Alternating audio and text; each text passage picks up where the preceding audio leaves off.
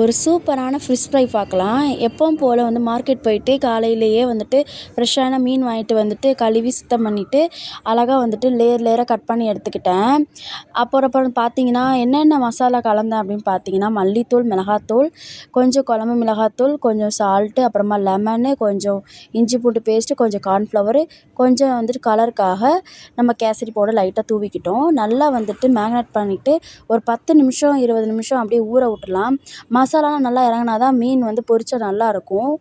அதுக்கப்புறம் பார்த்தீங்கன்னா, அது ஊறுறதுக்குள்ள நான் மீன் குழம்பு வச்சுட்டேன். ஆல்ரெடி மீன் குழம்பு ரெசிபி நம்மளோட சேனலில் இருக்கும். வேணும்னா போய் செக் பண்ணி பார்த்துக்கோங்க. நிறைய பேர் சப்ஸ்கிரைப் அண்ட் ஃபாலோ பண்ணாமல் நம்ம சேனலை பார்த்துட்ருக்கீங்க. நம்ம சேனலில் உள்ள வீடியோஸ் வரணும்னா என்ன ஃபாலோ பண்ணிக்கோங்க அண்ட் சப்ஸ்கிரைப் பண்ணிக்கோங்க. Thank you friends. பண்ணவங்க எல்லாேருக்கும் உங்கள் சப்போர்ட் எப்போவுமே எனக்கு இருக்கணும்.